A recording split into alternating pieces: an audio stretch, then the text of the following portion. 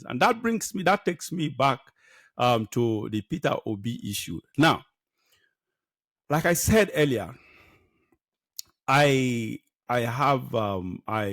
posted a video yesterday on this issue.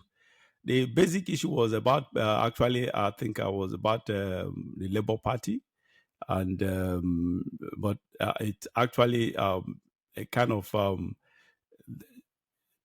I transited or evolved into Obi issue, because when you mention Labour Party is Obi, Peter Obi, and when you mention Peter Obi, you hear Labour Party. So they both are intertwined. So Peter Obi made Labour Party to be relevant and to be a force to reckon with. Peter Obi made Labour Party to be a party that was a kind of to be contended with, a sort of. So he made Labour Party to be popular and global, a sort of. So both these two, you cannot separate them. So that is what eventually happened. And I think the title of the video is Peter Obi in Jeopardy, and that's the first part of the title. For those of you who have not watched it, you can go watch it and hear what I said there. And every comment there from the beginning to the end actually criticized me. They were all, in fact, the Peter Obi, the obedience, all came blazing at me, sort of. So that's okay. That's understandable. That's exactly what I want to clear. And I want to double down. The truth is, I'm not here to say anything better other than to double down on what I said. And I'm unrepentant when it comes to that, and there is nothing to repent about. I'm so proud of my stand on Peter Obi, sort of, and I will continue to remain critical of him, except and until probably something he changes his modus operandi, the way he operates, the way he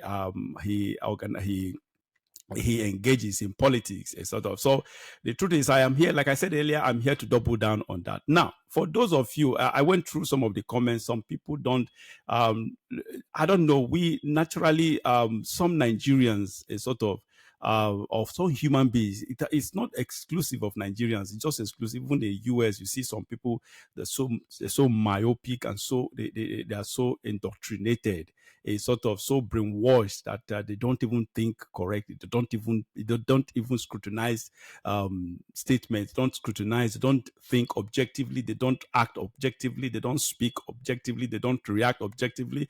It's all about sentiments, and that is just it. So mine, for those of you who don't know me, I am a very, very objective person. Now, for that, because I had some of you don't even know or didn't know that I am an Igbo man. Maybe my name deceives you. Yes, my name is JIBRIN, but that's how I came about that name. That is none of your business, but that is my real name, sort of. So one of my real names. So probably that is what deceives you, but the truth is I am an Igbo man, a bona fide Igbo man. An Igbo, let me use that word, our own Igbo. I'm Abumoni Igbo. Correct one, sort of, for those of you who are Igbo. So I'm an Igbo man, and but again, for those of you who don't know me, I'm an objective person. I can criticize whoever does anything wrongly, be you my mom, be you my father, be you my sibling, be you my friend, anything, anyone, no matter how close you are to me. For those of you who know me so well, who are close to me, they will attest to this, that I criticize if you are doing something, even sometimes that even when I criticize you, it may be detrimental to me or my interest. I still don't hold back. I go ahead to rain my criticism objectively. I have never applied sentiments in anything that I do. For those of you who know me, I don't. Sentiment is not in my dictionary. I have phobia, for very, very strong phobia for sentiments. It's repulsive to me. Honestly, I don't. Anything, my judgment, my anything, but the way I act on things or whatever, I do it sentimentally. I do it objectively, non-sentimentally. So that is just it. So Peter Obi, like I said, my reaction is Peter Obi, prior to the 2023 election, I was a very strong supporter of Peter Obi. I am still. It depends on who comes comes up 2023. Let me tell you one thing: if the same scenario produces itself or manifests the same scenario as 2023 presidential election where we have the same set of candidates, I'll still go for Peter Obi, because eventually, as long as I'm eligible to vote, I'll vote for Peter Obi. There's no doubt about that, but that doesn't stop my criticism. Now, the truth is, there's no doubt about that Peter Obi was me, in my own judgment. I don't know, in anyone who wants to be very, very objective, who wants to say things the way they are, who want to be factual, will actually be on my side on this. A sort of that Peter Obi should be rated, and it is me. I rate him as the best performing governor ever in the history of Nigeria as a nation. And that's just the truth. For those of you who may be supporting Peter Obi for sentimental reasons, who may not know what he has done to warrant people loving him, some people loving him the way they do, a sort of go back to history, go record, go do your research or whatever. Peter Obi performed incredibly well as governor for 8 years in Anambra. So no governor ever performed what he did, and nobody. But he apart from working for the people of Anambra State, Peter Obi actually was impeccable in character, both moral and official character. Morally and officially, he was impeccable. This is the only governor. I don't know if that would be an exaggeration if I say if he's the only governor. Okay, at this moment, I don't have any record of any governor that has, since the establishment of the EFCC. I'm here to find any governor. I've yet to hear about any governor that was never investigated, either investigated or charged by EFCC. None. To the best of my knowledge. If there is, please send your message, notify. Please get me informed through the message section, and we comment section rather. We can, and I'll be glad you did actually. So that is just it. So that being said, like I said, Peter Obi was the best governor. He still remains, as far as I'm concerned. No governor has broken that record so far. So at that point, I actually saw him as the best, and he was actually the best. Not just seeing him, he was actually the best, and that is just it. My problem, where I became disappointed in him, was after the election. For some of you who seem not to understand where I am coming from, I'm going to double down on this. Now, when the election went the way it went, we all know that the judiciary can never give us. They will not give us justice, and that is the reality. And when INEC declared the election, the winner of the election, the wrong winner of the election as the winner, the wrong person as the winner of the election, we know definitely, and especially when INEC said go to court. You know what that means. We Nigerians, we know what that means. The court was already set for them. They were already ready. The court has been set to. They've taken care of the court before even all those stuff. So I knew quite right nothing good will come from the court. So at that juncture, what I expected from Peter Obi was to go beyond rejecting the result and declaring for his intention to actually challenge the election at the courts. I expected him to be aggressive in rejecting this and call for protest, mass protest, but mass protest not violently, but peaceful protest. And expectedly, of course, government will come after him. They'll cook up stories and cook up charges against him to incarcerate him, to either arrest him, to prosecute and persecute him, and possibly losing his life or whatever. So my own thought is this: look, if you are coming to represent the people, you should be bold and courageous enough to make sacrifices. Leadership is about sacrifice. Leadership is about selflessness. Leadership is about courage. If you don't have these three elements, honestly, even though you have capacity, not just like Peter Obi, he has a capacity. Even though you have the capacity, if you don't have these other elements, you cannot, especially in an environment like Nigeria, that you have unusual, very, very unusual and informal way of actually attaining leadership. My God, you really have to, because they say, like we always say, drastic situations requires drastic measures, and that is just it. That is what I'm trying to actually project here, that at that juncture diplomacy cannot work. I did not say that Peter Obi should take up arms and begin to go violent on the system. No, I bet you, if he had done it the way I expected him to do, but honestly, things would have changed. It would have attracted global attention. It could have, because at that point, the West have not, they hadn't taken sides. At that point, it was the West was actually they were still on the fence, watching what will actually happen. So at that point, the West was actually a kind of, in fact, not even on the fence. They were partly, at least, they were tilting towards the Obi president. They were tilting towards, of course, that some election observers even declared the election as fraudulent, sort of. So it was that clear. So that could have been the best moment for Peter Obi to take advantage of the situation and actually stand his ground, call out protests, people for protest, peaceful protest. That would have, while people are occupying the street, it will make the system very, very tense and ungovernable, which we eventually, because the West, they have interests, they have their interests here economically, they have their interests in Nigeria. They wouldn't want the entire system to collapse completely, because the collapsing of the entire system does not, the system going bad, remaining corrupt and bad, it suits their system, it suits their interest. There's no doubt about that.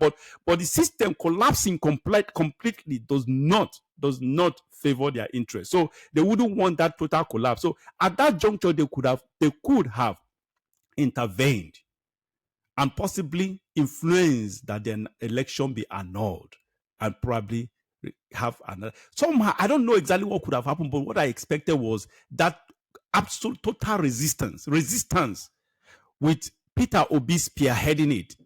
And that is what I expected. Nothing. That, of course, that is just it, but Peter Obi, in my own judgment, that is his action speaks so. He has been, he doesn't feel the need to do this. If you don't feel the need to do this, then why do you project yourself as a man of the people? If you project yourself as the man of the people, you should act as the man of the people. And that is just it.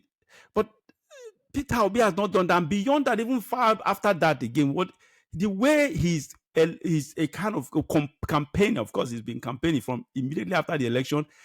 He's been campaigning, started campaigning for 2027. Look, you don't start to pursue something, future stuff, when you have not settled the situation on ground. You settle one first, then you pursue the next one. That was the problem. Now he just decided to just take it. The problem is that my frustration with Peter Obi is that of course he's comfortable, he's rich, he's a billionaire, so he's not in the desperate situation to rescue Nigerians. And to me, that is selfishness. To me, it is selfishness, because if Peter Obi were to be a common man on the street suffering what they are suffering today, honestly, he could have taken better, stronger steps and more drastic steps. But because he's comfortable, he just felt, why do I have to do this or whatever? My kids are doing well, I am doing well or whatever. So that, to me, I see that as a selfish. So it's not portraying himself as the man of the people, the leader of the people, of the common man. It's not well proven. It's not deserved. It's not deserved. That's the reality, sort of. So the truth is, Peter Obi, his style is just it's not for the Nigerian environment. His style of politics is not for the Nigerian environment. The Nigerian environment requires a strong, courageous, radical, and aggressive leader, a revolutionist.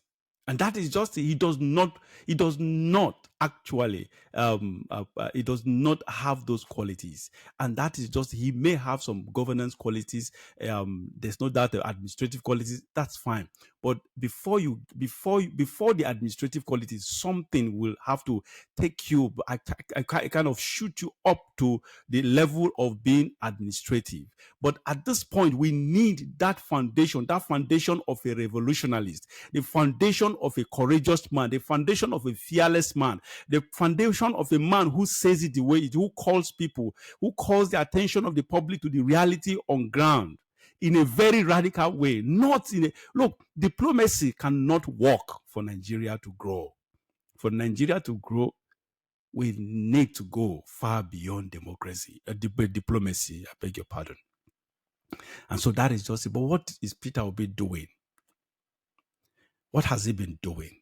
What he's been doing is just visiting virtually every event, both high and mighty event where high and mighty are present, events that doesn't have to do with anything that has to do with politics, events that are inconsequential or whatever. So I don't know. I've asked myself, why is this man doing it? Okay, probably he's campaigning for larger outreach, for larger audience or larger acceptability of his personality, of him, of his candidature.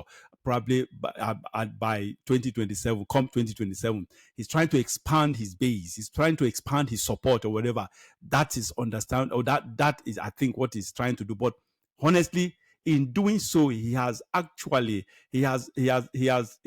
caused and is still causing himself to diminish. In his image is diminishing. And that's just the truth. His popularity, again, so many of you came blazing. He's still as popular, he's even more popular. Some of you say he's even more popular. Some people say he's as popular as he was or whatever. You are not being realistic. Honestly, you are not being realistic. The reality is that Peter Obi's popularity has not only waned, it is still diminishing. And come 2023, as I said earlier, it will honestly, Peter Obi, that is if he becomes even the flag bearer of whether Labour Party or any party or whatever.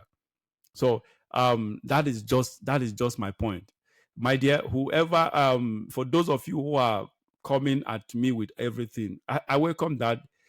Come at me with everything or whatever, but the reality, it doesn't change the reality on the ground.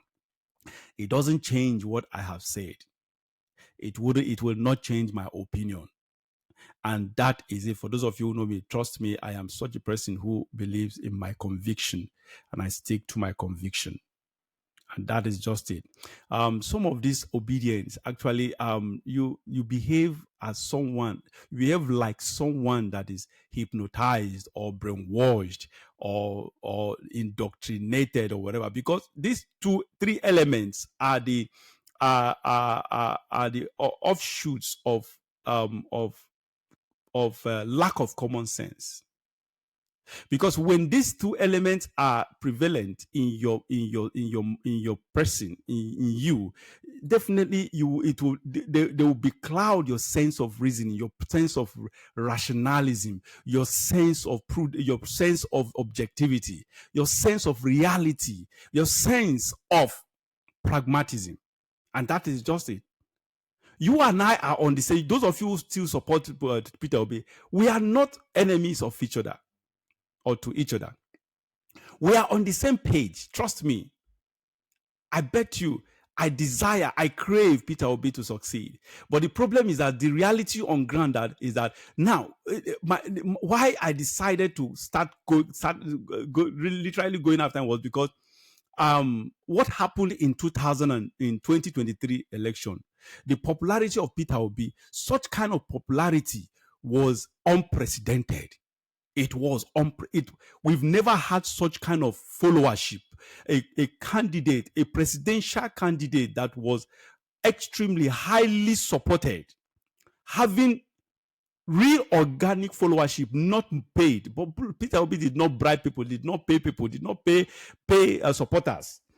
His support base, his popularity was based on organic tendencies, organic